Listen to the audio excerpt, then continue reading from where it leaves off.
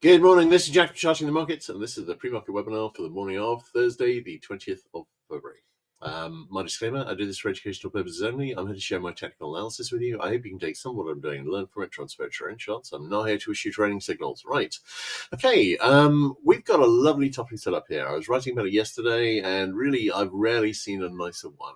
The only thing missing is that we don't really have any short-term signals suggesting that we go down. We do have, however, a traditionally bearish window. We've got bearish tape historically today and tomorrow, and more bearish on Monday and very bearish on Friday. And historically, at least in recent years, the last week of February has been a bear. So we will see how that goes. But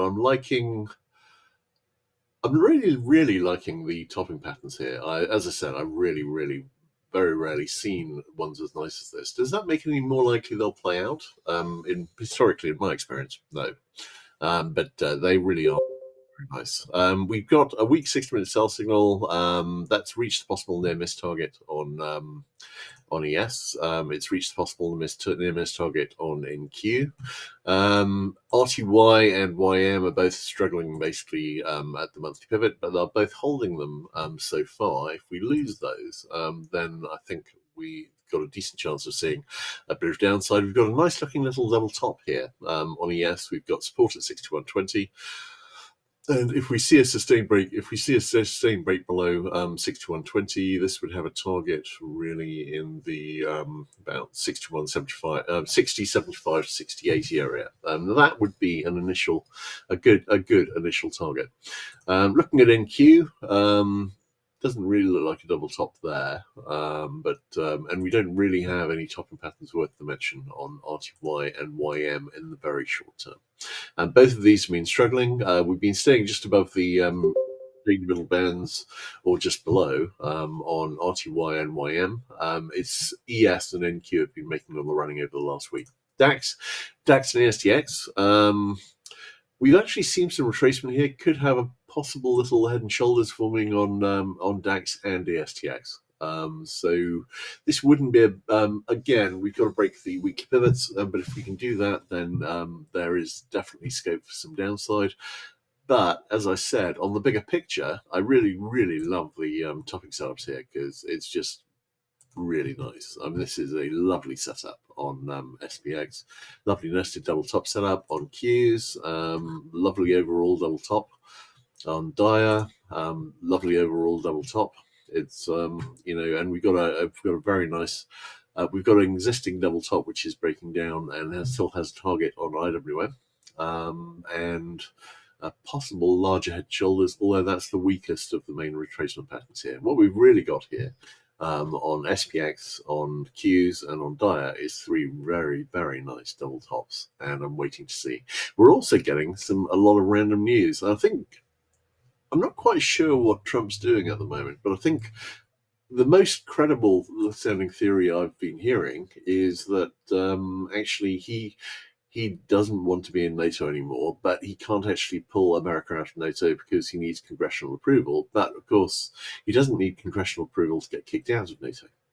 And I'm wondering whether that's what he's looking for here.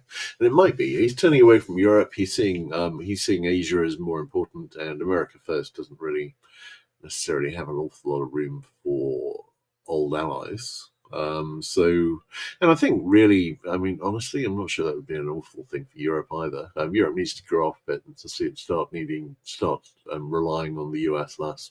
So maybe he's right.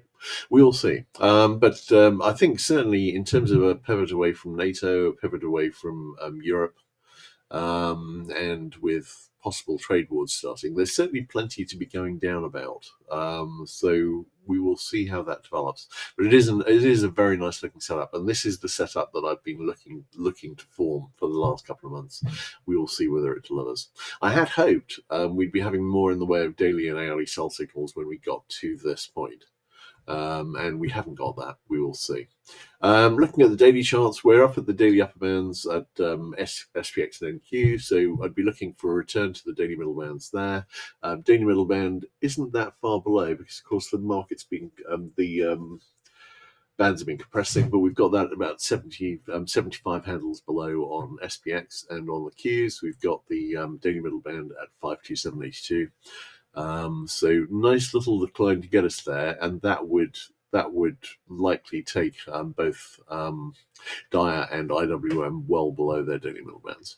All right, so because we've been testing and just about holding on Dia, and we've been below it for days on IWM. Let's have a quick look at IWM. IWM, this could be a flag breaking down, but I have to say it isn't a strong setup. I would say it's been really compressing, and you can see this very much on Dia as well. We've been seeing the Bollinger Bands narrowing. Generally speaking, you will get some kind of strongish move coming out of this. Could be up, but I'm thinking it may well be down. We shall see. All right, looking at DAX, seeing some retracement here, finally. I don't think this is necessarily done to the upside, and I have to say, looking at the monthly chart, I'm really thinking this isn't looking done to the upside. We had this beautiful pattern here from 2008 that has broken up, and it's broken up hard. We're waiting to see. How where this lands and what sort of successor pattern forms from this. But at the moment, this doesn't look done. On Nikkei, we've got just kicking around at the daily middle band. Nothing of any particular interest happening. Okay, let's have a look at DX. Now, DX, I was thinking this was a flag, setting up a retest of this low. This is a very nice overall bull flag, though. I'm thinking we may well retest this low, set up a double bottom, and that gives us a pattern which can get us back up into the 108 area. But as long as this flag is holding, and it is a very nice flag with a lovely support trend line, I'm leaning towards this setting up a retest of this this high here in the, well, just below 110. And that, I think, is where this is likely to end up. ZB, we had the little IHS, it failed. I think I've got a target back down at the monthly pivot, and usually it would get to that target. On CL, we've got a nested double bottom setup here that I've been looking at. We have broken up from the first double bottom with a target in about the 73.8 area. That would get us basically to the test of the monthly pivot, and it would get us to the larger double bottom resistance, which I've got at about 73.4 area. And if we see a break up from that, then that could get us up into about 76.4 area. 76.5 probably, actually, and within striking distance of this move up here. I would not be at all surprised to see that happen, and this is a nice bottoming setup. NG, this is broken up, and I'm now taking, even though the historical tape normally gives some weakness at this time, we don't see that every year. We're not seeing it this year. What we do have on the bigger picture is a double bottom that's broken up with a target in the 6 area. And I'm thinking we may well be on the way there. We're seeing a bit of a retracement short term, obviously strong move up. 60-minute sell signal is fixed. That hasn't reached the possible near miss target yet, and probably go a bit lower. But I'm leaning really towards this probably going higher. It doesn't look as though the seasonal low between February and April is going to happen. All right, GC, we've gone a little higher. Nice looking double top here. SI, not really giving us anything. But HG, we've got a daily RSI 14 sell signal fixed. We've got a daily RSI 5 sell signal fixed. Neither of those is made target. We've got I was talking on the bigger picture webinar last night about a nice little level bottom here, and that could give us the right shoulder on this head and shoulders that I've been looking for. Get us up into the weekly pivot area, but ideally up to this level here, which is about 4.72.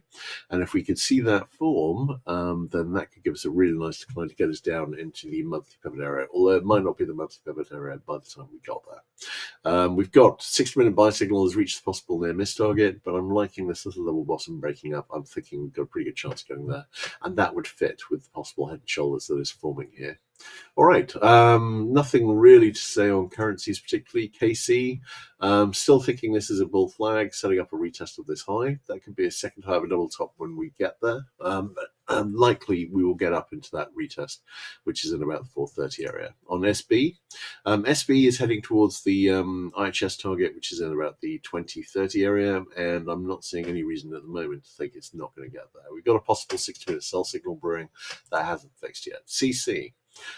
Still in this long bullish consolidation. ZW, actually on the draw that I'm using on the daily chart, this has already made the IHS target, and I'm inclined to use that draw. It's a better one. So I'm treating this as having made target. No current negative divergence, but I am thinking we might see some retracement here. Corn, we've got a less nice looking possible double top here now. We've got a 60-minute sell signal fixed. Likely goes a little lower, but could easily just reject higher after that. And soy, we're at an inflection point here, having broken down from this double top, where we either head down to the target here in the 987 area, or we reject back up to this high. CT. CT, I was saying on the bigger picture on Sunday that this was a perfect bull flag channel, and it is a perfect bull flag channel. We're now breaking below it. This is setting up a retest of this low here in the 66.1 area. That might well be the second low of double bottom when we get there. So it's a nice looking setup. This is a very nice looking flag, and it's breaking down. On lumber, don't really have a strong view on this. There is no real pattern set up here. On live cattle, we've got a larger flag here, and it's nicer. That's breaking up slightly. If this is, flags do tend to evolve into large patterns. This could still evolve into a larger one still. But if this is a flag breaking up, then the target is a retest of this high here at 207.5. On lean hogs, we've seen a sharp retracement here back towards the monthly pivot. Not really seeing much to suggest it's going to go lower than that. We will see. But we're testing the month. We're in the monthly pivot area for a test now. We'll see how that goes. All right, great. Just to review, okay, on ES, there's not an awful lot of short term, but we do have some historical. We do have a lot of historically bearish tape coming up. The last week of February, in recent years, has been very bearish, and we've got significantly bearish leaning days today, tomorrow, on Monday, and on Friday next week. We will see how that develops. In the short term, we've got a nice looking little level top here. If we see a sustained break below 6120, this would have a target in the 6075 area, and that would take us back into the daily middle band area. So I'm thinking that may well happen. We will see how that goes. And let's have a look at questions. Wait a second. Palladium. Right, hang on. Wait a second. Okay, Palladium.